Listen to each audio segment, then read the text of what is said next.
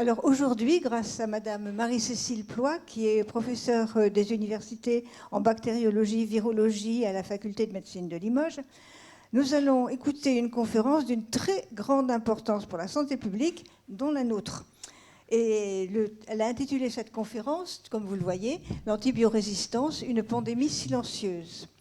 Alors évidemment, nous savons que l'antibiorésistance présente même un danger mortel, mais elle va nous apprendre une quantité astronomique de choses certainement. Je ne sais pas comment, par exemple, le fonctionnement des bactéries, les causes de cette antibiorésistance à la fois animale et humaine.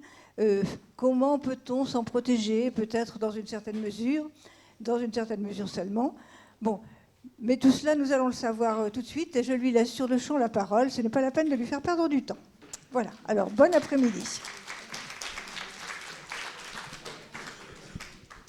Normalement, j'ai la voix qui porte suffisamment. Est-ce que vous voulez que je prenne le micro ou pas? Oui. Je parle fort, souvent je fais court sans micro, mais... Donc, écoutez, d'abord, je suis ravie d'être ici. Merci beaucoup. Merci à Madame Léonard pour l'invitation. Je suis ravie parce que merci aussi à Huguette Fauché qui m'avait contactée il y a plusieurs mois et que j'étais ravie de retrouver par mail et puis aujourd'hui physiquement parce que voilà, elle me rappelait que il y avait maintenant presque 11 ans qu'elle était partie à la retraite et on a beaucoup travaillé ensemble dans le plus grand plaisir et ça me faisait plaisir, beaucoup plaisir aujourd'hui de la revoir. Merci pour l'invitation aussi.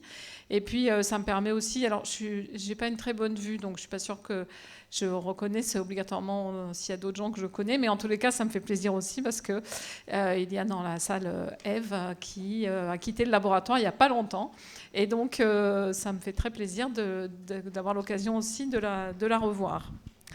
Donc, antibiorésistance, une pandémie silencieuse. Je pense que l'antibiorésistance, donc la résistance aux antibiotiques, c'est quelque chose que vous connaissez tous.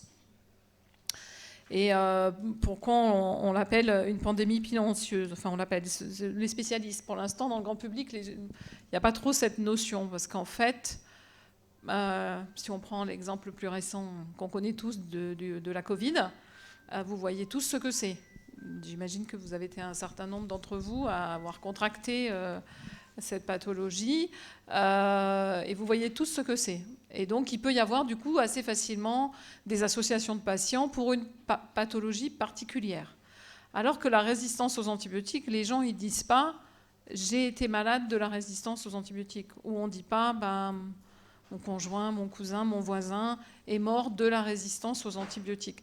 Donc, il n'y a pas déjà de notion de visualisation d'une pathologie. Et donc, du coup, il n'y a pas d'association de patients par rapport à la résistance aux antibiotiques. Donc, déjà, c'est quelque chose qui change le concept pour la prise de conscience par le grand public de la problématique. Et puis, il y a une autre chose, c'est que donc, vous savez que les antibiotiques ont été découverts un peu avant la Seconde Guerre mondiale, mais surtout utilisés pendant la Seconde Guerre mondiale et mis sur le marché, avec notamment la découverte de la pénicilline et des sulfamides, qui ont permis de sauver de nombreux soldats pendant la Seconde Guerre mondiale. Et très rapidement, vous voyez en haut, c'est marqué les médicaments miracles. Alors, ça paraît anodin, mais finalement, quand on dit les médicaments miracles, il y a le mot miracle. Donc, un miracle, c'est un miracle. Ça résout tous les problèmes de façon mystérieuse. Et donc, un miracle, on ne lui attribue pas le fait de ne plus être miraculeux un jour. Or, voilà, ce terme miracle, alors je ne dis pas que c'est ça, hein, mais ça joue aussi dans la perception, je pense, collective de la problématique. Donc on pensait qu'il n'y aurait jamais de problème. Alors, il ne faut pas non plus tomber dans l'excès inverse, c'est-à-dire qu'on parle de résistance aux antibiotiques. Ça ne veut pas dire qu'il faut bannir les antibiotiques. Bien au contraire, ce sont des médicaments merveilleux qui sauvent encore tous les jours des milliers de vies, si ce n'est des millions, et heureusement. Mais juste, il faut les prendre à bon escient, à la bonne dose, pendant la bonne durée de traitement, etc. On pourra y revenir. Mais pour un certain nombre de raisons sur lesquelles on reviendra, eh bien, il y a de la résistance qui s'est développée. Et Alexander Fleming, qui a découvert la pénicilline et qui a eu le prix Nobel avec 2 autres collaborateurs, a dit dans son discours de prix Nobel, dès 1940, attention, utilisez ces molécules nouvelles avec un usage précautionneux parce que on verra des résistances. Alors pourquoi on voit des résistances ? Vous n'entendez pas parler de résistance, je ne sais pas, à un antihypertenseur ou voilà. Alors, il y a des résistances à certaines molécules. Si je prends les molécules anticancéreuses, il y a des problématiques de résistance, mais on n'est pas dans la même façon de faire de la résistance. Pourquoi on parle beaucoup de résistance? Alors, que ce soit les antibiotiques, les antiviraux contre les virus, les antifongiques contre les champignons ou les antiparasitaires contre les parasites. Pourquoi? Parce que, en fait, quand vous administrez ce qu'on appelle de façon générale un antimicrobien, c'est-à-dire une molécule contre on va dire les microbes, pour faire plus simple, eh bien, en fait, même si c'est le patient que vous voulez soigner, la cible moléculaire de la molécule, de l'antibiotique, ce n'est pas le patient. C'est la bactérie qui infecte le patient. Et ça change tout, parce que la bactérie, c'est aussi un organisme vivant qui fait sa vie. Et il se trouve que, par exemple, si on prend une bactérie très fréquente qui s'appelle Escherichia coli, qu'on a beaucoup tous dans le tube digestif, c'est une bactérie qui se divise en 2 toutes les 20 minutes. Donc vous imaginez bien la capacité rapide d'adaptation de ces petites bêtes. Et donc elles vivent leur vie, et elles vivent leur vie, vous ne pouvez pas maîtriser leur façon de vivre leur vie. Et donc c'est pour ça que déjà dans la prescription, et donc c'est ce qu'on dit aux étudiants en médecine, dans la prescription d'une molécule anti-infectieuse, déjà conceptuellement ça change, puisque la cible n'est pas le patient, la cible moléculaire, même si c'est le patient évidemment que vous traitez, mais c'est un organisme vivant qui vit sa vie. Et alors, tout au long depuis 1940, mon schéma, il est pas. C'était un papier de 2006. Il y a eu d'autres antibiotiques après, la fin 2020. Mais vous voyez que si vous regardez à chaque petit trait, il y a une nouvelle molécule. Vous voyez bien qu'il y a beaucoup plus de petits traits jusque dans les années 70 et beaucoup moins après. Et donc c'est vrai que tout au long, depuis les années 40 jusqu'aux années, on va dire 90, il y a eu tout le temps des nouveaux antibiotiques, dans le sens vraiment des nouvelles classes d'antibiotiques, avec des nouveaux mécanismes d'action. Et donc, on se disait, bon, finalement, les résistances, c'est pas très, très grave, parce que de toute façon, il y a une autre molécule qui arrive. Mais à un moment donné, on a moins de molécules, mais on a toujours autant, voire plus de résistance. Et donc, on se retrouve un peu dans une petite impasse pour traiter un certain nombre de patients. Alors, en France, on est loin d'être un des pays dans lesquels c'est le plus grave, l'antibiorésistance, bien qu'on soit un des pays les plus consommateurs d'antibiotiques en Europe. Mais il y a des pays où il y a 80% de fréquence de bactéries très résistantes. Et donc, et puis, de façon économique, on ne va pas s'attarder dessus, mais il n'y a pas de... Les modèles économiques ne sont pas adaptés aux médicaments antibiotiques. Parce que le retour sur investissement, parce que quand un nouvel antibiotique va sortir, on veut qu'il ne soit pas trop utilisé pour éviter les résistances, mais l'industriel qui a mis 15 ans et des millions d'euros ou de dollars pour le développement, c'est logique qu'il va avoir un retour sur investissement. Et donc, on lui promet pas ce retour sur investissement, puisque nous, en tant que microbio ou cliniciens, on dit non, on veut pas que vous le prescriviez trop. Donc, à un moment donné, ça ne marche pas. Donc, ça veut dire qu'il faut repenser les modèles économiques aussi, parce que du coup, les industriels ont quitté le champ de la recherche et développement sur les nouveaux antibiotiques. Or, on a besoin d'eux pour faire ça et les fabriquer. Alors, pourquoi on appelle ça une pandémie silencieuse? Parce que ici, vous avez une carte avec les différents sous-continents du globe. Et c'est un papier qui est sorti il y a 2 ans, en janvier 2022, et qui dit que la mortalité directement attribuable à l'antibiorésistance cause 1,7 ou 1,9, je ne sais plus, enfin 1,7 million de décès par an. Ça veut dire qu'il y a 1,7 million de personnes par an dont la mortalité est directement attribuable à l'antibiorésistance. Donc ce sont les petites colonnes les plus foncées en bas. Et ce qui est plus clair, c'est la mortalité attribuable. Associée, pardon. C'est-à-dire que la résistance aux antibiotiques n'a pas favorisé le déroulement de l'infection. Le patient serait sûrement décédé, mais en tous les cas, ça n'a pas aidé, en tous les cas, à ce que ça aille mieux. Donc vous voyez que ça représente, et donc si vous mettez tout ensemble, eh ben, ça représente beaucoup de millions de décès par an. Ça, c'était pour l'année 2019. Donc du coup, effectivement, étant donné le nombre de décès par an, en termes de millions, vous voyez bien qu'on peut parler de pandémie silencieuse. Alors silencieuse, pourquoi ? Parce que voilà, comme ce n'est pas une pathologie particulière, on n'en parle pas beaucoup. Et on ne dit pas que la résistance aux antibiotiques, elle peut être associée à une surmortalité. Alors, la résistance, elle est surveillée en Europe, dans le monde. Donc, vous voyez, ici, vous avez des cartes, peu importe le nom de la bactérie, mais d'une bactérie résistante à certains antibiotiques qu'on appelle à très large spectre, c'est-à-dire qui marchent sur beaucoup de bactéries. Eh bien, vous voyez donc la carte de l'Europe. Plus on est rouge, foncé, plus c'est résistant. Donc vous voyez, à droite, vous avez la multirésistance. C'est résistant à 3 familles d'antibiotiques, les céphalosporines, les quinolones et les aminosides. Vous voyez qu'on est bien rouge foncé quand même. Ça, c'est en fréquence, c'est-à-dire le nombre de bactéries Klebsiella pneumoniae résistantes à ces 3 molécules sur le nombre de toutes les Klebsiella pneumoniae isolées dans des infections dans chaque pays. Et puis vous voyez que les pays du Nord, par contre, eux, ils sont toujours très clairs. Alors, c'est des plus petits pays, c'est pas la même organisation des soins de santé. Il y a beaucoup moins d'hôpitaux. Enfin, voilà. Les systèmes de santé expliquent ça, mais il y a aussi le côté culturel, l'acceptation de suivre un certain nombre de recommandations. Donc, c'est multifactoriel. Ça, c'est un autre exemple. Donc, vous voyez que là, par contre, on n'est pas dans les plus rouges. Tant mieux. Alors, cette résistance, il faut déjà avoir la notion que la résistance aux antibiotiques chez les bactéries, c'est quelque chose de naturel. Les bactéries, les antibiotiques, déjà, il faut repartir à la source. Les antibiotiques, la source des antibiotiques, comment ils ont été trouvés ? Je ne sais pas si vous savez comment Alexander Fleming a trouvé la pénicilline. Est-ce que vous savez ? Exactement, par hasard. En fait, des fois, il ne faut pas être trop rangé.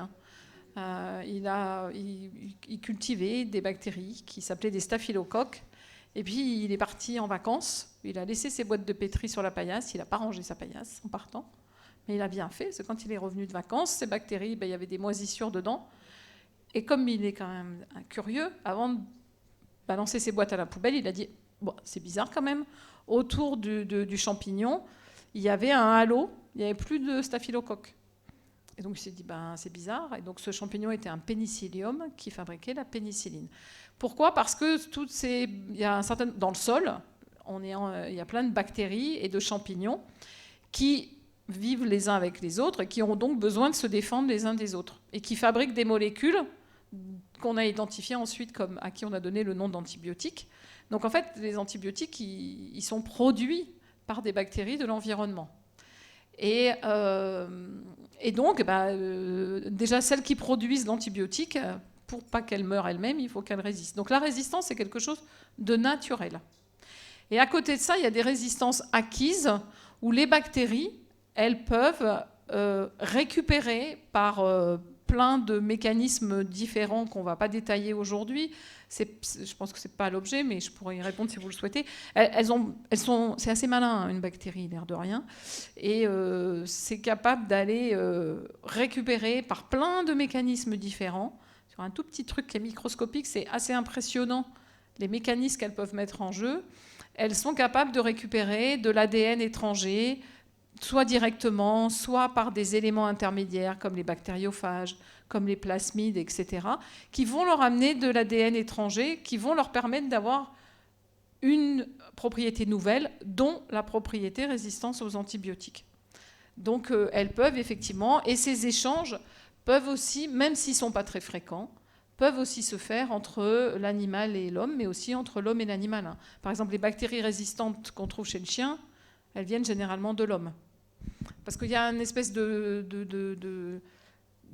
truc collectif. Vous parlez à des docteurs, ils vont vous dire « Ah bah oui, mais regardez ce que font les vétérinaires et les éleveurs. » Donc voilà. Vous parlez à des vétérinaires, ils vous disent « Ah ben non, mais nous, on a baissé drastiquement notre consommation d'antibiotiques, ce qui est vrai. » Et par contre, chez les vétérinaires bovins, caprins, tout ça, par contre, regardez les docteurs en médecine humaine ce qu'ils font. Et donc, ça n'a pas de sens, parce que si vous passez votre temps à dire que c'est le voisin qui a tort, vous ne faites pas avancer le schmilblick.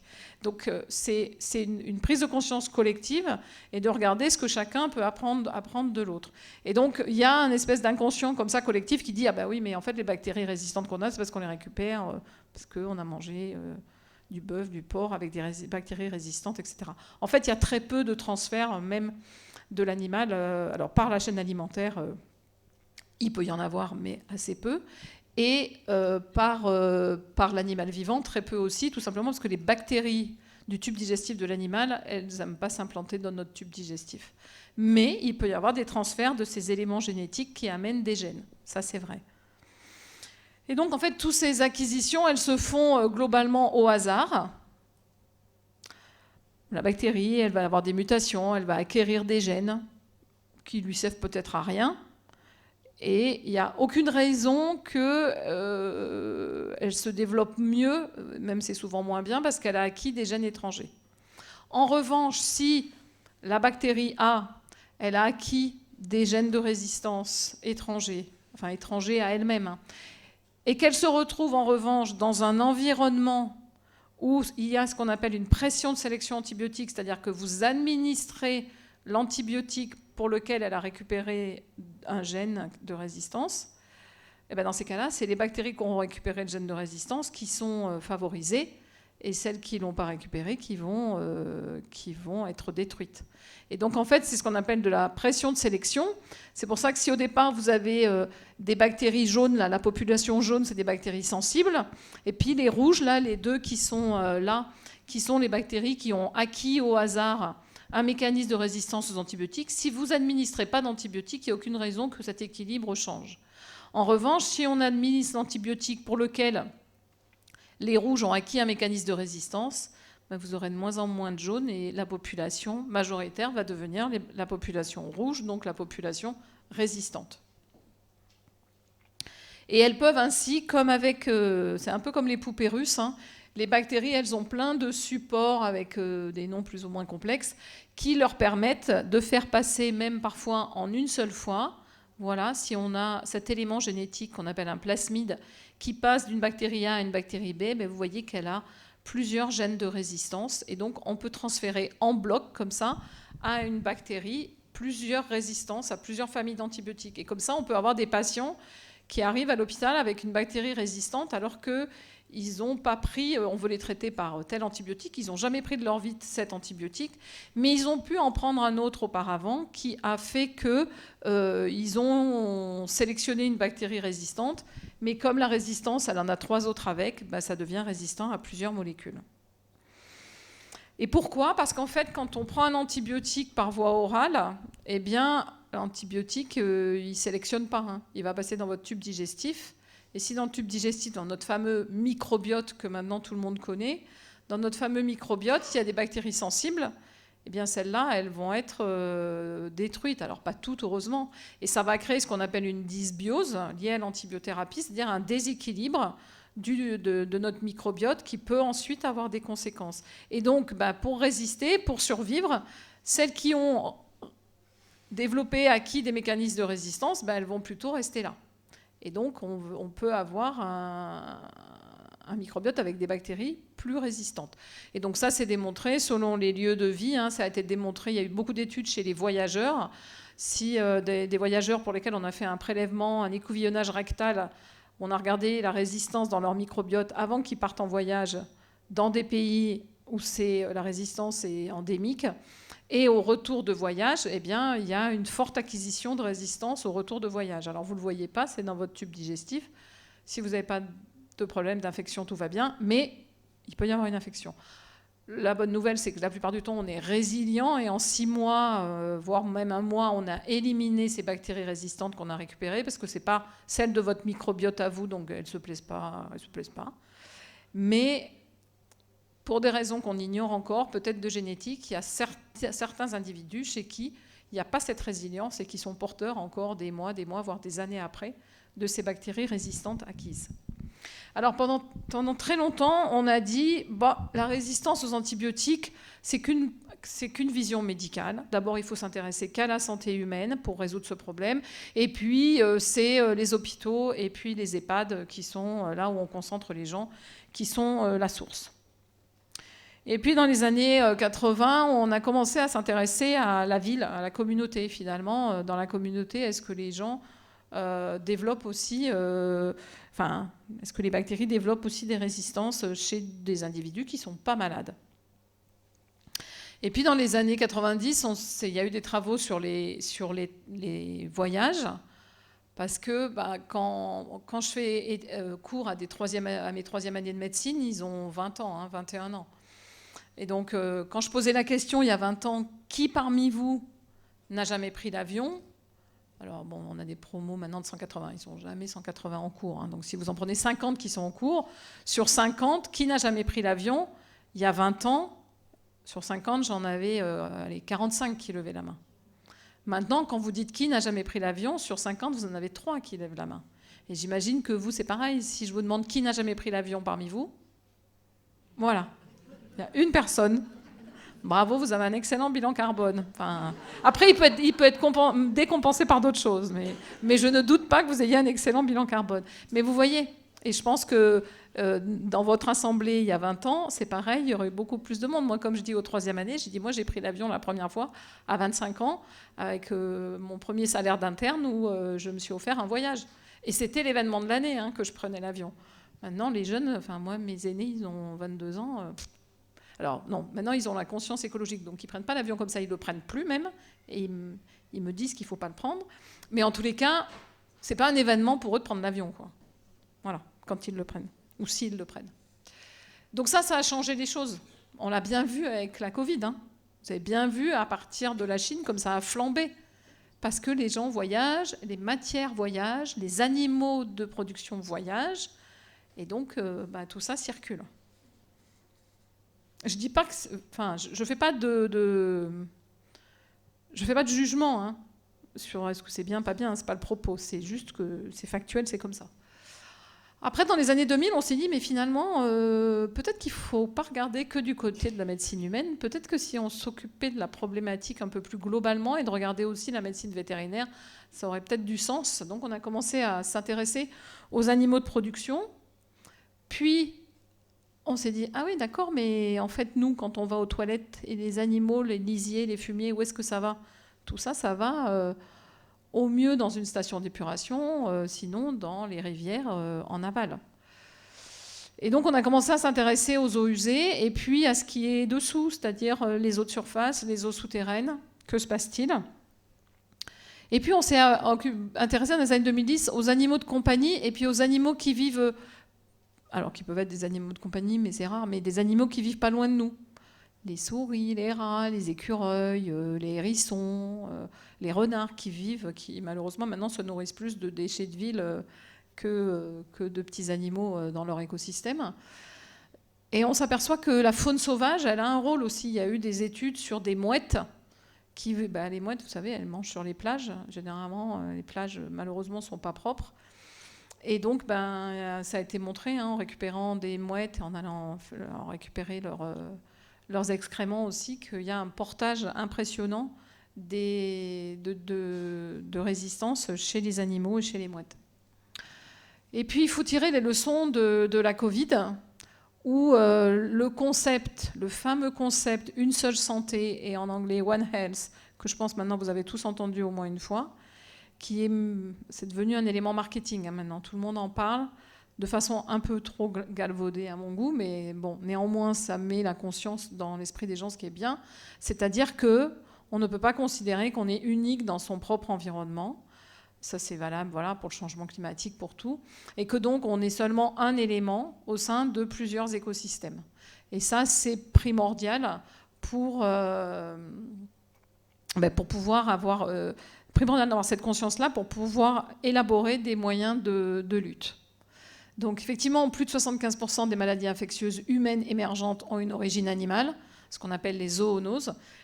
Et la transmission de ces maladies entre animaux et de l'animal à l'humain est favorisée par des facteurs environnementaux tels que les changements climatiques, entre autres, la déforestation, les commerces illégaux d'animaux, l'urbanisation, où on concentre les gens dans des zones on va dire, très concentrées, où il n'y a pas obligatoirement les infrastructures, et l'élevage intensif, où là aussi on a une densité très élevée d'animaux, et donc pour éviter qu'ils attrapent des maladies, on fait encore ce qui s'appelle de la métaphylaxie, c'est-à-dire qu'on va donner des antibiotiques de façon large à l'ensemble du troupeau pour éviter qu'ils soient malades. Alors, ça, les éleveurs et les vétérinaires ont fait un travail considérable depuis plusieurs années avec une réduction drastique de certains antibiotiques, dont certains qui sont totalement interdits maintenant en médecine vétérinaire parce que trop à risque pour la santé humaine, s'il y avait des résistances pour la santé humaine. Donc ce fameux concept One Health, on peut le résumer avec cette jolie photo, voilà. Donc c'est que les enfants, ils ont peur de rien, eux, et donc ça leur pose pas de problème d'aller embrasser le groin du petit cochon rose qu'ils trouvent adorable. Bon, ça fait leur immunité, dit-on, certes, mais je pense que si c'est le mien, je vais quand même lui dire tout de suite d'arrêter de faire ça quand même.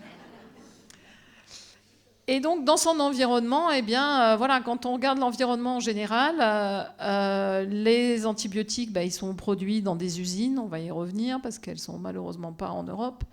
On les utilise à l'hôpital, on les utilise chez soi, on les utilise dans des maisons de soins, dans des EHPAD, etc. On les utilise en agriculture.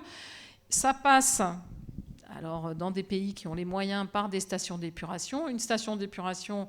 J'ai vu que vous aviez bientôt quelque chose sur l'eau, peut-être que ça vous sera évoqué. Une station d'épuration n'est pas faite pour éliminer les bactéries, hein, elle est faite pour éliminer les toxiques. Donc ça diminue de plus de 99% les bactéries, mais le pourcent qui reste représente une quantité tellement importante qu'il en est déchargé quand même beaucoup dans les rivières en aval. Mais il n'y a pas de risque pour l'eau que vous buvez au robinet, puisque l'eau potable, elle est prélevée après et elle est cette fois-ci traitée pour qu'il n'y ait pas des bactéries qui peuvent provoquer des infections. Et les bouts de stations d'épuration, on les utilise comme engrais dans les champs pour fertiliser. Donc, on se pose aussi la problématique de l'antibiorésistance. Alors, le problème, c'est que si on voit ça que d'un point de vue français, on voit ça avec un tout petit bout de la lorgnette, parce que la problématique, elle est globale, puisque vous imaginez très bien des enfants vivant dans les conditions que vous voyez en haut à gauche. Vous voyez très bien que la transmission, que l'accès à l'eau potable n'existe pas, que la transmission des bactéries résistantes, elle va se faire très rapidement parce qu'il n'y a pas de règles d'hygiène, parce qu'il n'y a pas d'infrastructure sanitaire suffisante. Pourquoi ? Parce qu'il n'y a pas d'argent.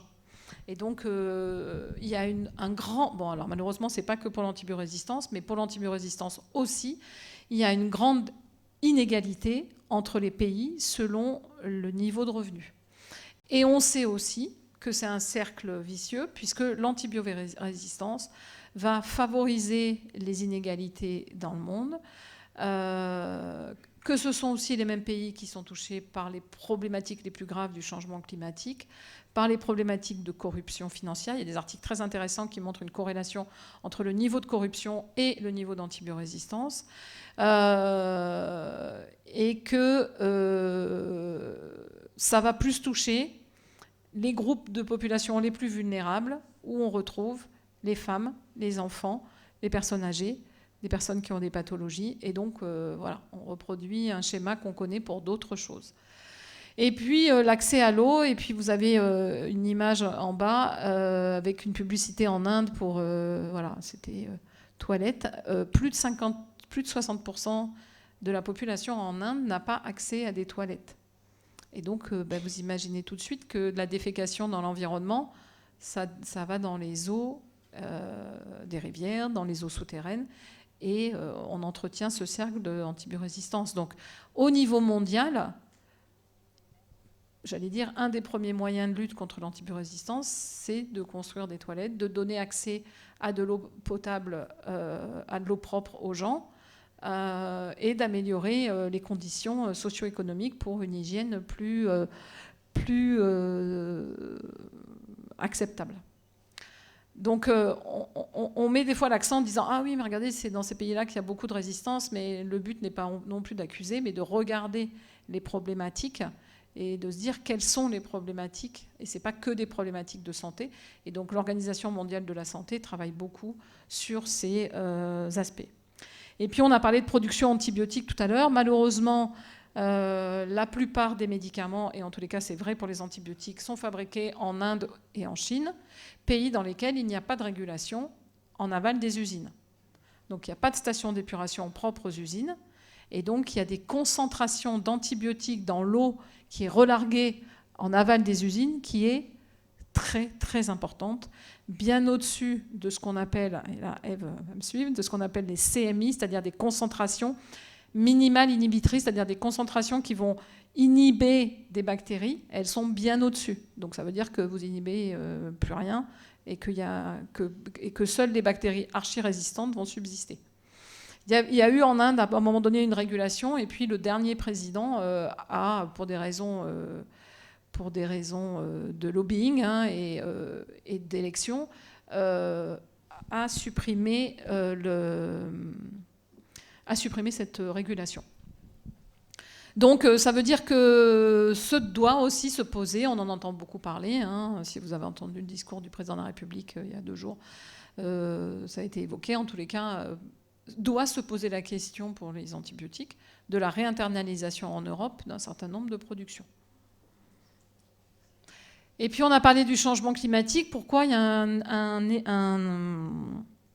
un impact changement climatique et antibiorésistance? Parce qu'au départ, moi je vous avoue que moi-même, quand on m'en a parlé il y a quelques années, je dis quoi? C'est quoi le rapport? Ben si, c'est quoi le rapport? D'abord, vous voyez bien, enfin, vous voyez dans le Nord-Pas-de-Calais ce qui se passe. Malheureusement, on va être de plus en plus confronté dans l'avenir à probablement 2 saisons majeures, hein, une saison où il va faire très très chaud, et puis une saison où il va faire froid, et puis qu'il va pleuvoir beaucoup. Et quand il pleut beaucoup sur un sol qui était très très sec, ça entraîne du lessivage des sols. Les sols ne sont plus capables d'absorber. Et quand vous lessivez, vous entraînez tout. Vous avez des débordements de stations d'épuration.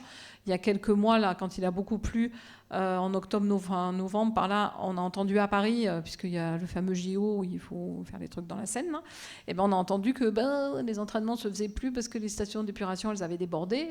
Voilà. Donc, et que du coup, là, c'était plus tout à fait safe en termes de qualité.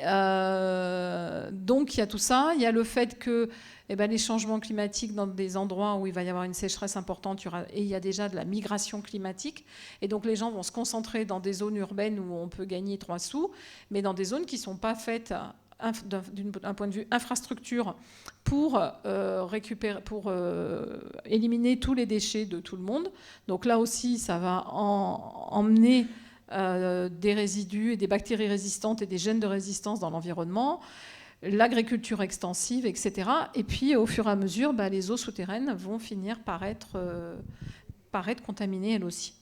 Il y a un impact aussi antibiorésistance, changement climatique, et donc un lien sur l'infectiologie et l'antibiorésistance avec la perte ou la diminution de la biodiversité, où le changement climatique a un impact sur la biodiversité, et donc qui vont entraîner plus de maladies pour les plantes, mais aussi, du coup, ça va se répercuter chez d'autres animaux, et puis ça peut arriver chez l'homme, et puis avec les voyages, là vous avez l'image d'un avion, donc il y a aussi un impact via la perte de biodiversité. Ce qui fait qu'on ne peut pas parler d'antibiorésistance sans parler de ce fameux concept « une seule santé, One Health », parce que nous sommes au cœur, j'aime pas dire au cœur, parce que quand on le présente comme ça veut dire qu'on est plus important que le reste. On est un des éléments de tous les écosystèmes. Donc certes, on est nombreux, mais si vous regardez la biodiversité animale ou végétale, on n'est sûrement pas les plus nombreux, mais voilà. Mais en tous les cas, c'est l'écosystème humain, si on peut le dire comme ça, qui a les finances et les pouvoirs de décision pour prendre des résolutions. Donc il faut absolument, si on veut réfléchir à la lutte contre l'antibiorésistance, réfléchir avec ce concept « une seule santé ». Parce que comme les bactéries, elles, je vous ai dit, même si les transferts sont faibles entre animal, environnement vers l'homme, c'est pas parce que c'est faible que ça n'arrive jamais. Et les bactéries, elles s'en moquent. Hein, elles n'ont pas de problème de frontières, de pays, voilà. Elles aiment moins, certaines aiment moins bien s'implanter dans le tube digestif d'un homme que d'un bovin, mais peu importe. Et donc, vous pouvez avoir des bactéries qui, au départ, sont du microbiote humain ou animal, qui peuvent rencontrer des bactéries qui viennent des eaux usées, des stations d'épuration, et puis comme ça, vous pouvez avoir acquisition de nouvelles résistances. Et ça a été démontré. Par exemple, il y a une enzyme de résistance qu'on appelle CTXM, bon, peu importe son nom, qui donne une résistance aux antibiotiques, si on prend l'exemple des Escherichia coli, à beaucoup d'antibiotiques. Cette enzyme, elle n'existait pas trop il y a 20 ans et depuis, elle est partout dans le monde. C'est une des enzymes majoritaires.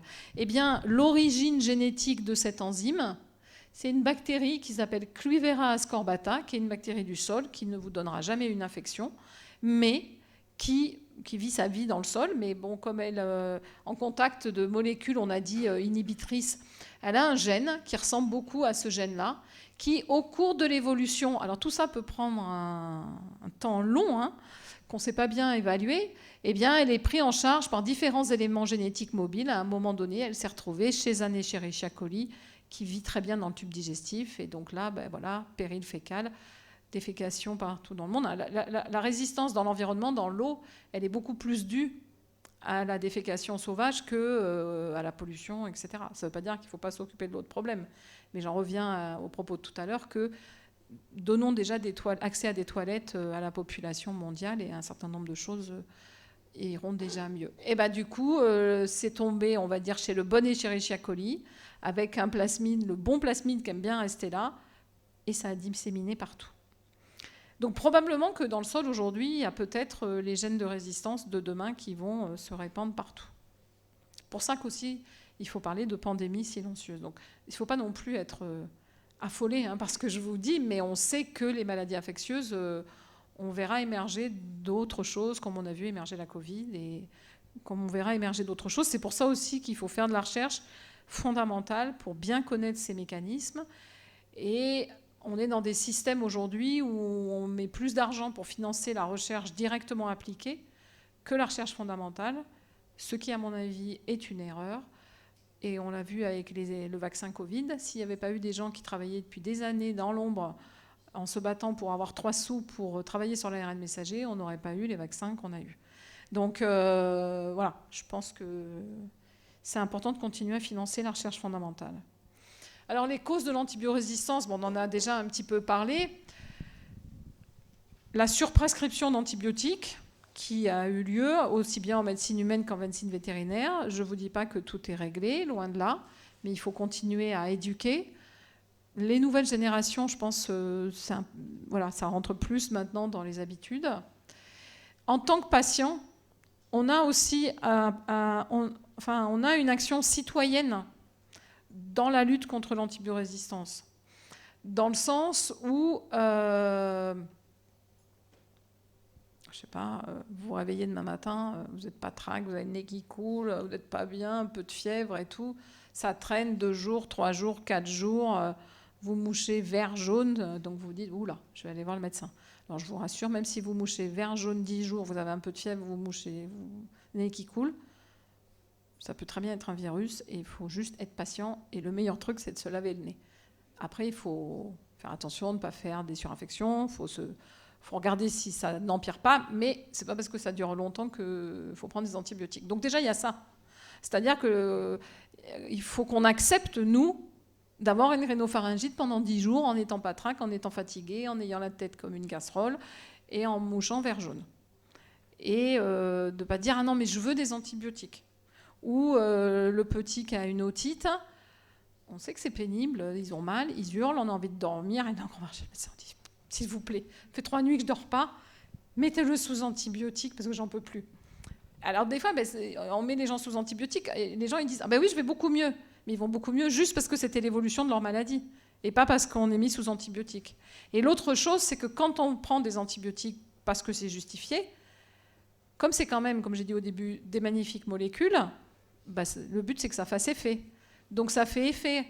Au bout de 48 heures, vous allez beaucoup mieux. Et vous êtes peut-être comme moi, hein, moi je ne suis pas toujours très disciplinée des fois dans les traitements. Et donc on se dit, oh, je vais mieux, bon, j'en ai plus besoin. Et alors là, en fait, les bactéries, elles adorent que vous fassiez ça. Parce qu'elles disent, il a cru m'avoir. Mais moi, je m'en fous d'avoir eu que 2 jours d'antibiotiques. Ok, j'ai été un peu ratatinée, qui fait que le patient va mieux, mais elles sont toujours là. Et donc, à partir du moment où vous ne suivez pas la prescription jusqu'au bout, elles adorent. Elles vont en profiter à bas bruit, sans rien vous faire, pour continuer à se développer. Et puis là, elles vont se mettre dans votre tube digestif, elles seront très bien, au chaud, il y a à manger. Et en fait, vous avez indirectement fabriqué de la résistance. Donc, on est, en tant que citoyen, responsable aussi devant la non-prise d'antibiotiques.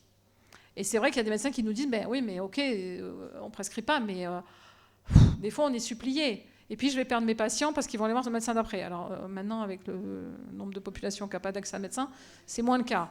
Mais il y a cette pression aussi. Donc on est responsable aussi en tant qu'individu. On a parlé de l'usage en agriculture. On a parlé aussi qu'il faut respecter ce qu'on appelle en France les règles d'hygiène. Alors j'aime pas ce mot parce que c'est très restrictif. En anglais, c'est prévention et contrôle de l'infection. Donc prévention du risque infectieux, ce que je trouve bien plus représentatif que juste hygiène quand vous pour diriger un service qui contient aussi l'équipe opérationnelle d'hygiène. Malheureusement, les gens vous disent oui, vous êtes là pour passer le balai, ce qui est plus que archi réducteur. Mais voilà. Donc hygiène dans la tête des gens, c'est réducteur. Donc, mais c'est beaucoup plus global que ça. Mais donc ça veut dire qu'il faut éduquer aussi les professionnels de santé, mais aussi les patients. C'est-à-dire, si vous êtes malade, vous n'allez pas avoir le petit dernier de la famille qui est né.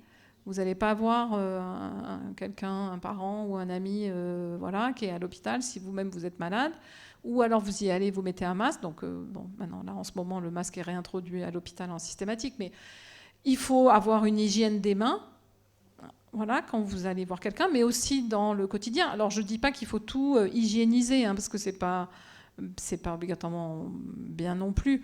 Mais en tous les cas, dans un certain nombre de cas, vous vous mouchez, plutôt que d'aller continuer à ouvrir les portes, même chez vous, vous vous mouchez. Maintenant, on a tous la solution hydroalcoolique. Vous passez un petit coup de solution hydroalcoolique. Le nombre de personnes qui sortent des toilettes sans se laver les mains est assez impressionnant. Donc, c'est des règles d'hygiène de base à respecter. Alors, il y a aussi le problème d'un certain nombre d'endroits où il n'y a pas les moyens de mettre en place un certain nombre de mesures. Et puis, l'accès à des moyens de diagnostic rapide en laboratoire qui n'est pas non plus équitable partout. Alors, vous pouvez accéder sur le site de Santé publique France. Tous les ans, on produit une brochure qui est à destination du grand public et qui, à mon avis, est malheureusement peu connue du grand public et qui est surtout utilisée par la presse professionnelle. Voilà, mais c'est accessible. C'est une brochure qui... alors, chaque année, ça a un titre différent, mais c'est sur la résistance aux antibiotiques. Vous regardez rapport synthèse antibiorésistance, vous devriez y arriver. Et donc, ça vous présente des courbes un peu de ce style, avec la consommation d'antibiotiques en santé humaine, en santé animale, les résistances, il y a des choses sur l'environnement. Enfin, c'est très, très bien expliqué et vous avez accès à l'évolution à des données. Donc là, j'ai pris les chiffres jusqu'en 2021. En haut à gauche, vous avez la prescription d'antibiotiques par classe d'âge pour toute la population en France en santé humaine. Donc vous voyez que la classe d'âge chez qui on prescrit encore le plus d'antibiotiques, c'est les 0-4 ans. Ensuite, les plus de 80 ans. Ensuite, 60-80, 15-64. Et puis les derniers, c'est les 15-64 chez qui on en prescrit, qui en consomment le moins. Après, c'est en lien aussi avec les visites chez le médecin, etc. Et vous voyez, si vous regardez ce schéma-là, je peux le faire là, si vous regardez ce schéma-là, on est ici, par rapport aux autres pays européens, dans les consommateurs d'antibiotiques. Donc vous voyez que... Non, on est ici. J'allais dire, on est bien placé, c'est bizarre. Non, on est ici. La moyenne européenne, elle est ici. Donc vous voyez que derrière nous, il y a la Roumanie et la Grèce qui ne sont pas des pays qui ont une structure sanitaire aussi bien organisée que nous. Ma fille vient de passer 4 mois de stage en Grèce. Elle est allée chez le pharmacien parce qu'elle avait un problème aux yeux. On lui a donné un collier avec des corticoïdes, plouf, comme ça. Elle me dit, c'est ça qu'on m'a donné par WhatsApp. Là. Je dis, comment ça, c'est ça qu'on t'a donné? Elle me dit, oui. J'ai dit, oui, ça c'est sûr, ça va marcher. Mais enfin, quand on te file direct des corticoïdes comme ça, donc voilà. Et puis, bon, tous les pays à vraiment bas revenus, si vous allez en Afrique, vous achetez des antibiotiques dans la rue. Ils ne sont pas purs, à 100%. Mais on ne sait pas comment ils sont dosés. Et là, c'est pareil. On sait qu'un sous-dosage fait que ça va favoriser la résistance. Donc, on n'achète pas que des antibiotiques. On peut acheter plein de médicaments parce que y a un problème d'accès aux soins. Ça aussi, c'est un problème, l'accès aux antibiotiques. Et pas que dans des pays à bas revenus. C'est-à-dire, il y a des pays pour lesquels il y a certaines molécules, il n'y a pas accès parce que le marché économique, c'est là aussi multifactoriel et fait comme ça. Donc, on essaye de trouver des solutions. Et puis, par contre, si vous regardez chez l'animal, vous voyez que chez l'animal, alors, on ne va pas parler des chats et des chiens qui sont en rouge pour l'instant, on en parlera après. Mais vous voyez que chez les autres, c'est-à-dire les porcs, les volailles, les bovins, c'est très bas et ça diminue drastiquement depuis 10 ans. Donc, il y a eu un travail vraiment d'éducation, d'information qui a porté ses fruits. Et vous voyez la place, cette fois-ci, de la France par rapport à l'Europe chez l'animal. Vous voyez que là, on est bien en dessous de la moyenne. Et qu'on a des pays au-dessus, la Grèce, la Belgique, l'Espagne, la Bulgarie, la Hongrie, etc. Les chats et chiens, j'y reviens, parce qu'on a un comportement, alors je peux me permettre de dire parce que j'ai une chienne, 2 chats, j'en ai plus qu'une, parce que ma fille est repartie avec la sienne, mais on béatifie, voire gagaïse parfois un peu quand même. Donc, moi, quand je vois mon mari avec la chienne, je me dis c'est bizarre quand même comme comportement, quoi. Les 3 enfants sont grands, on a l'impression que c'est la 4e qui est arrivée. Donc, des fois, je dis ce n'est juste... c'est pas quand je dis c'est juste qu'un chien, c'est pas du tout péjoratif, j'adore ma chienne, mais bon, voilà. Il y a des comportements, alors ça, c'est interdit, mais on voit bien... Et puis, vous avez plein de pubs, là. Si vous regardez sur les réseaux sociaux, sur Instagram... c'est un marché énorme, donc vous avez plein de pubs pour des super tapis de chiens, là, tout doux. Alors, vous avez envie, vous dites, il serait bien. Puis vous dites, mais non, c'est un chien, ils sont fous, il dort par terre, il est tout aussi bien que dans un truc qui nous paraît très joli, qui va nous coûter les yeux de la tête. Mais tout est fait pour que. Et donc, ces pubs-là, moi, à chaque fois, je suis effarée. Ces pubs-là, vous voyez les chiens sur les canapés, dans les lits. Je vous rappelle que c'est plein de parasites, les chats, c'est pareil, etc. Donc, lavez-vous les mains quand vous caressez vos animaux. Et donc, vis-à-vis des chats et des chiens, on a un peu le même comportement médical qu'avec ses enfants. Et donc, on veut que ça soit le mieux, qu'ils soient traités. Et on a du mal à suivre la consommation antibiotique et la prescription antibiotique chez les chats et les chiens. Donc, il y a un gros travail que fait l'ANSES, l'agence santé sanitaire, là, qui lance un gros travail sur la prescription d'antibiotiques chez les vétérinaires canins, pour revoir les pratiques, discuter des pratiques, etc. Puisque vous voyez que là, par contre, ça avait baissé et on est en augmentation. Ça, c'est donc on a vu la consommation. Là, on voit la résistance. Je vois le temps qui passe. Voilà, il faut que je me dépêche. La résistance en ville, en EHPAD ou en établissement de santé. Donc vous voyez qu'on est entre 4% et 10%. Ça, c'était pour Escherichia coli, pour certains antibiotiques. Donc vous voyez, en revanche, on était dans les pays les plus consommateurs d'antibiotiques, mais on est dans les pays les plus faibles en taux de résistance. Pourquoi? Ça peut paraître un peu anachronique. Pourquoi? Parce que on est en revanche dans un pays dans lequel les règles donc, de prévention du risque infectieux, c'est-à-dire les règles qu'on appelle d'hygiène, sont très bien codifiées à l'hôpital. Quand on est confronté à des bactéries multirésistantes, on a des équipes qui mettent en œuvre, qui vont dans les services soignants. On a des infirmières hygiénistes, des praticiens hygiénistes qui vont au plus près des équipes de soins pour faire en sorte que la diffusion au sein de l'hôpital soit la moindre possible. Et ça porte ses fruits puisque vous avez ça.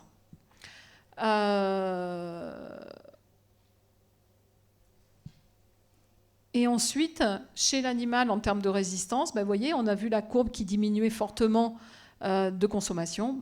Ça va avec. Ça diminue aussi fortement pour la résistance. Donc, il est nécessaire aussi, on voit bien, alors, d'alerter l'opinion. Alors, on a eu il n'y a pas très longtemps une conférence à l'Institut Pasteur là-dessus, avec des sociologues, des gens de sciences politiques, des philosophes. On met les sciences humaines et sociales depuis peu dans cette problématique. J'avoue, à tort, hein, qu'ils étaient regardés avec un peu de condescendance. Alors déjà, c'est compliqué parce qu'en fait, on ne parle pas le même langage. Moi, quand je parle avec des sociologues de problèmes de l'antibiorésistance, des gens que je connais bien, en fait, au départ, on ne se comprend pas. Mais moi, dans mon équipe de recherche, il y a quelqu'un qui vient de l'environnement. Au départ, je ne comprenais pas ce qu'il me disait. Et il ne comprenait pas ce que je disais, parce que moi, je parlais mon langage d'antibiorésistance, de médecine humaine. Lui, il me parlait d'environnement. Mais en fait, c'est ça qui est super intéressant, c'est de confronter les domaines. Et donc, les sociologues, ils ne vous parlent pas du tout de la même façon que moi, en tant que scientifique médicale, je vais parler. Et donc, il faut faire l'effort aussi de se comprendre, d'apprendre comment on parle. Et eux, ils nous disent que, en fait, ce qui serait intéressant à faire, mais alors, bon, là, c'est plus compliqué, dans les messages, c'est plutôt que de faire des messages comme ceux que vous connaissez, de revoir globalement et de faire un message plus global sur sa propre approche par rapport au système de santé. Mais c'est intéressant, mais c'est complètement une autre approche. C'est-à-dire, j'imagine que vous connaissez tous le slogan « les antibiotiques, c'est pas automatique ». Si je vous demande ceux qui sont venus après, je ne sais pas si vous allez savoir. Ne vous inquiétez pas, vous n'êtes pas les seuls. Quand je fais la même chose en 3e année de médecine, ils ne savent pas. Pourtant, ceux de maintenant, ils n'étaient pas nés pour la campagne des antibiotiques, c'est pas automatique, mais ils la connaissent. Ça vous montre aussi le poids de la communication, c'est important. Et les sociologues disent, oui, mais au lieu de dire, ok, ils disent, en fait, vous réfléchissez à court terme en disant, les antibiotiques, c'est pas automatique, donc bon, ben d'accord, faut pas en prendre. Mais ils nous disent, vous vous posez pas la question globale de quel est notre rapport avec la santé, c'est-à-dire quel est notre rapport avec notre consommation médicale. Le fait d'aller chez le médecin, souvent, pas souvent, etc., et le rapport de la société globalement dans l'organisation de son système de santé. Alors bon, c'est des sociologues, des philosophes, hein, donc on ne répond pas à la question comme ça, mais moi j'ai trouvé ça super intéressant parce que je ne m'étais jamais posé la question dans ces termes-là. Alors il y a un truc tout simple, et j'ai honte parce que je l'ai cherché tout à l'heure et je pense que je l'ai laissé sur mon bureau. Il y a un truc tout simple que vous pouvez faire. En fait, j'ai coordonné pendant 4 ans là, un très gros projet européen avec l'ensemble des pays de l'Union européenne pour aider les pays à implémenter à améliorer ce qu'on appelle le plan de lutte contre la résistance. Et on essaye de déclencher, de faire un symbole de lutte contre l'antibiorésistance. J'imagine que vous connaissez tous le ruban rouge contre le VIH, le ruban rose, alors c'est pas contre d'ailleurs, mais le ruban rose qui parle d'octobre rose pour le cancer du sein. Eh bien, on veut faire, et donc ça, vous pouvez le faire chez vous. On voulait un symbole qui peut être fait. Si vous avez des petits-enfants, quand il pleut, vous pouvez les occuper, ils peuvent en faire plein, vous pouvez les distribuer. C'est tout simple. Alors, je ne l'ai pas pris, j'aurais dû. Vous découpez, en fait, vous découpez dans un papier 2 cœurs. Il y en a un, vous le laissez blanc, l'autre, vous le colorez en rouge. Vous faites 2 petits entailles au ciseau, vous les croisez et ça donne ça. Qui représente à la fois, on reconnaît les gélules, le cœur qui représente la santé. Alors, c'est pas moi, hein, moi je suis pas... On a fait un concours. Et on a eu, dans le monde, on a eu 600 et quelques personnes qui ont appliqué à ce concours. Et c'est un Suédois qui a gagné avec ce symbole-là. Voilà. Et après, vous y mettez un bout de scotch et vous le collez là. Voilà. Et je devrais l'avoir. Après, il y a des choses, voilà, si vous avez des enfants, des petits-enfants qui adorent jouer aux jeux vidéo, vous leur faites télécharger sur leur téléphone Micro-Combat où ils vont combattre des bactéries résistantes. Il y a des outils pédagogiques, alors là c'est plus pour les écoles, les collèges, les lycées, mais vous pouvez regarder, c'est très intéressant. Il y a des choses pour les familles aussi sur ce site eBug, il y a un site qui est traduit en français aussi. Et puis il y a un besoin de structuration pour des actions concrètes. Alors je vais aller vite parce que je vois le temps qui passe. Des actions internationales, sans rentrer dans le détail, mais... à droite, en fait, l'OMS, Santé humaine, santé animale, et le groupe des Nations Unies pour l'alimentation et l'agriculture ont fait en 2015 un plan d'action global de lutte contre l'antibiorésistance. Donc, vous voyez bien, on est dans une seule santé. Ensuite, c'était décliné à l'échelle de l'Europe. En 2021, on a donc délivré les résultats d'un gros programme là, que j'avais coordonné qui s'appelait EU Jamrai. Et puis maintenant, on est dans le deuxième programme. Donc c'est important, des actions internationales. Et moi, je vous avoue, quand j'ai commencé à diriger ce programme, bon, l'INSERM m'avait demandé si je voulais le faire. J'ai dit, why not? Je dis, j'ai jamais fait ça. Je ne savais pas, hein. C'était un programme de santé publique. Voilà. J'ai dit, moi, j'ai l'habitude de faire des programmes de recherche, je ne sais pas faire ça. Mes partenaires, c'était des gens des ministères, des agences sanitaires. J'ai dit, moi, je ne connais pas tout ce monde-là. On verra. Et je vous avoue, je ne l'ai jamais dit, évidemment, mais je vous avoue qu'au départ, j'ai fait, ouais, ça va être encore un truc blabla, et puis qui ne va jamais conduire à rien. Et en fait, outre le fait que c'était très intéressant et stimulant de faire ça, ça m'a vraiment fait prendre conscience qu'en fait, s'il n'y a pas une action politique, ben, il n'y a rien qui se passe derrière. Donc s'il n'y a pas une volonté politique d'avoir un plan de lutte, etc., il n'y aura pas grand-chose qui va se découler derrière, même avec la toute bonne volonté du monde. Et ça m'a vraiment fait prendre conscience de ça, mais politique enfin, voilà, au sens global du terme. Ce qui fait que c'est très important pour continuer les actions que l'antibiorésistance la lutte soit coordonnée et qu'elle reste haute sur l'agenda politique. Et je me suis rendu compte aussi à quel point il y avait un travail de fourmi. En fait, au départ, j'étais allée à une première réunion à l'OCDE. Là. Alors, ouais, j'étais le chien dans un jeu de quilles. Hein. J'ai dit, qu'est-ce que je fais là? Puis il y avait les réunions. Et puis il y avait la pause café. Et puis là, il y avait plein de gens par petits groupes qui venaient se causer et tout. Bon.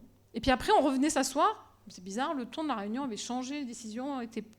Et en fait, il y avait quelqu'un du ministère qui me dit, mais ouais, en fait, un médecin là, qui travaillait pour le ministère de la Santé à ce moment-là, il m'a dit, mais oui, parce qu'il me dit, au départ, tu vois bien que les gens qui sont d'accord, pas d'accord. Et puis à la pause café, ben, stratégiquement, tu vas avoir celui dont tu sens qu'il n'est pas trop d'accord pour te suivre, tu essayes de le convaincre. Et en fait, voilà, en fait, ce qui est aussi rassurant, c'est que ça reste de l'humain, quel que soit. Et qu'il y avait tout ce travail de fond, en fait, de fourmi qui était fait. Donc il y a l'Europe, il y a les organisations internationales. Maintenant a été rejoint aussi le groupe Environnement des Nations Unies. Donc cette alliance-là, on l'appelle l'alliance quadripartite, qui fait un très gros travail sur la lutte contre l'antibiorésistance. Donc l'OCDE pour l'économie. Et puis il y a tout le travail des gens qui travaillent dans les ministères et qui font tout un lobbying pour que des problématiques de santé publique comme l'antibiorésistance soient discutées au niveau du G7 et du G20. Et quand il y a des déclarations, c'est très important, parce que vous remettez en haut de la pile la problématique. Alors, rapidement, en France, il y a eu des plans d'action depuis 2000. Il y a eu un énorme plan d'action qui continue d'ailleurs, qui s'appelle Éco-Antibio chez les animaux dans le domaine vétérinaire et dans l'agriculture, qui a donné des résultats incroyables. Depuis 2016, il y a une feuille de route interministérielle de maîtrise de l'antibiorésistance. Il y a eu un plan prioritaire de recherche et là a été développé, est en train d'être développée la stratégie nationale 2022-2025. Ça aussi, vous pouvez le retrouver sur le ministère de la Santé. Sur le plan prioritaire de recherche antibiorésistance, le ministère de l'enseignement supérieur et de la recherche du temps de Mme Frédérique Vidal a mis 40 millions d'euros sur la table pour financer de la recherche sur l'antibiorésistance avec des appels à projets et notamment des réseaux, dont un réseau que je coordonne qui s'appelle Promis, un réseau national qui est un réseau de réseaux. Le fait, c'est de mettre des gens en relation et de créer des ponts. Moi, mes enfants, ils se moquent de moi, ils me disent en fait, maman, comme métier, elle fait des ponts. Donc, ça les fait beaucoup rire. Donc, en fait, mais voilà, à l'âge où je suis dans ma carrière, je trouve ça extrêmement intéressant de faire des ponts entre des gens qui ne se seraient pas parlé de façon évidente. Et donc, l'idée de Promis, c'est de mettre en relation des gens du monde animal, du monde humain, du monde de l'environnement, et de travailler ensemble à des actions dont l'objectif, c'est le plan prioritaire de recherche, dont l'objectif est de rendre aussi la France plus forte et plus visible sur le plan de la recherche sur l'antibiorésistance et plus compétitive au niveau européen. Je vais passer là-dessus. Vous pouvez nous suivre sur les réseaux sociaux, voilà. Et puis, alors, je vous ai parlé d'action européenne et on lance là on a lancé 1er janvier, mais le lancement officiel sera le 13 février. On lance la deuxième action européenne qu'on va coordonner cette fois-ci avec 60 millions d'euros, 30 pays européens, 128 partenaires, pour que l'argent de la Commission européenne, c'est-à-dire votre argent, notre argent, l'argent du contribuable, soit utilisé par les pays pour améliorer leur plan de lutte, d'action contre l'antibiorésistance. Donc tout ça, c'est coordonné à Limoges. Voilà, merci beaucoup.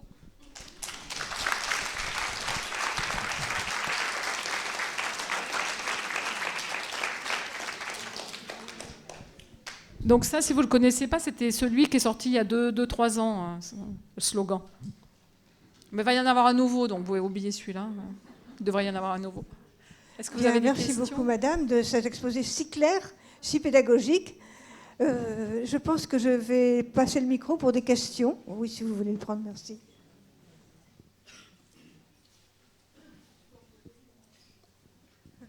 La question que je me posais, c'était quelles sont les bactéries les plus résistantes? Parce que vous avez parlé d'Escherichia coli, qu'on connaît bien, et puis de bactéries pulmonaires. Et puis je voulais poser une deuxième question, parce que vous avez dit que, à cause de raisons financières, la recherche sur de nouveaux antibiotiques était plus ou moins bloquée. Mais est-ce que c'est cela la raison essentielle, ou est-ce qu'il n'y a peut-être plus, vous avez dit que si quand même, de possibilités de nouveaux antibiotiques?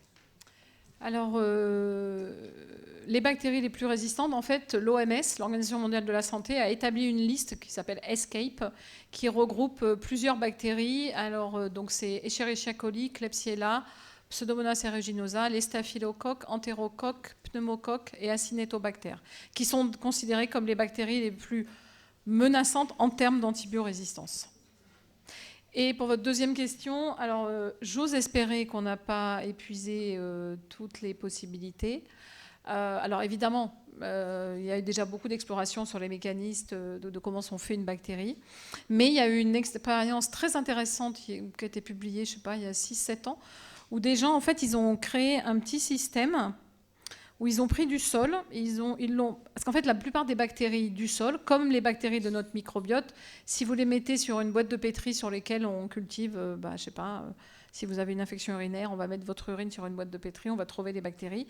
Mais ça ne marche pas pour les bactéries du microbiote et du sol. Il n'y a que 1% des bactéries du sol qui sont cultivables sur les milieux de culture usuels.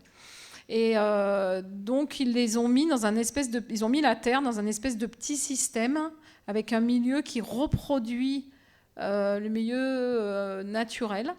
Et ils ont montré, ils ont réussi à extraire des molécules qui pourraient avoir un effet antibiotique.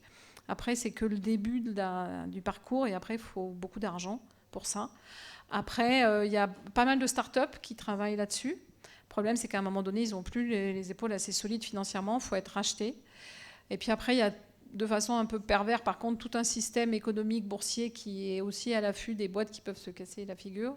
Donc il y a tout un truc. Donc il faut vraiment travailler sur des incitations économiques. Il y a l'école d'économie de Toulouse avec le prix Nobel Jean Tirole qui travaille beaucoup sur ce sujet de l'antibiorésistance et surtout du marché des antibiotiques et des incitations économiques pour trouver, pour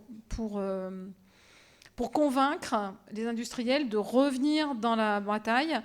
Et une des actions qu'on a mis en évidence dans le programme européen, une des actions, c'est que, en fait, il faudrait que les pays se mettent ensemble. Un pays tout seul ne va pas y arriver. Il faudrait que les pays de l'Union européenne se mettent ensemble et acceptent de mettre au pot, en fait, voilà, si vous partez en vacances à plusieurs amis. Alors, soit maintenant, là, mes enfants ils me font faire ça sur le téléphone, mais moi, de mon temps, on avait un porte-monnaie commun, hein, on mettait tous tant d'euros chaque jour dedans, ben c'est pareil. D'avoir un espèce de porte-monnaie commun où chaque pays mettrait tant d'euros et du coup, ça assurerait à l'industriel de dire « Ok, vous allez développer ce nouvel antibiotique, nous, on ne veut pas qu'il soit trop utilisé. Par contre, on vous assure des revenus de temps. En échange, on veut avoir accès à l'antibiotique, on ne veut pas avoir de rupture de stock. Et on vous assure ce revenu, même si le revenu est au-dessus des ventes. Mais ça permet d'avoir financé en amont toute la recherche. Alors que les grosses pharma, elles voudraient un espèce de billet. Mais le problème, c'est que si on met le billet pour la table en disant « Bon, ok, je mise sur cette-là et pas cette autre-là », c'est que celui sur lequel vous avez misé, c'est pas le bon, vous avez perdu vos sous, vous n'avez pas de nouvel antibiotique.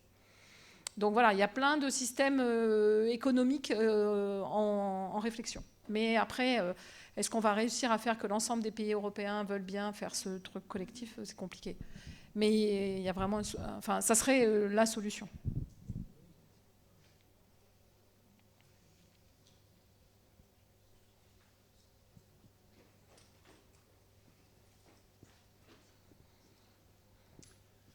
bonjour. Que pensez-vous des travaux qui ont été publiés récemment par une équipe américaine sur la découverte de nouveaux antibiotiques, donc efficaces sur des bactéries multirésistantes et qui ont été élaborés grâce à l'intelligence artificielle? Ah oui, alors je ne l'ai pas lu, j'ai vu passer le papier, je ne l'ai pas lu, hein, mais franchement pour l'instant j'ai pas d'avis parce que j'ai pas lu, donc je ne sais pas comment ils ont fait, En revanche, je pense qu'il ne faut pas rejeter tout ça, toutes ces technologies. J'ai plutôt tendance à penser qu'il faut tout ce qui arrive de nouveau, il faut être plutôt acteur que rejeté par définition, hein, même si ça c'est déjà plus de ma génération, j'y comprends pas grand-chose, je fais pas. Voilà, ChatGPT, j'ai essayé 3 fois, j'ai toujours pas réussi à comprendre comment ça marchait. Mais voilà, je pense qu'il y a des choses intéressantes. Alors, j'avais vu une présentation où effectivement, grâce à l'intelligence artificielle et à des systèmes chez les bactéries, ils arrivaient à élaborer de nouvelles choses. Why not? Il faut se laisser toutes les portes ouvertes. Pourquoi pas? Mais je n'ai pas lu précisément. En plus, je ne suis pas sûre d'avoir les compétences pour comprendre. Quand vous commencez à ouvrir ces papiers-là, il y a plein de formules mathématiques. Et alors là, moi, je referme. Hein, ce n'est pas mon truc. Donc,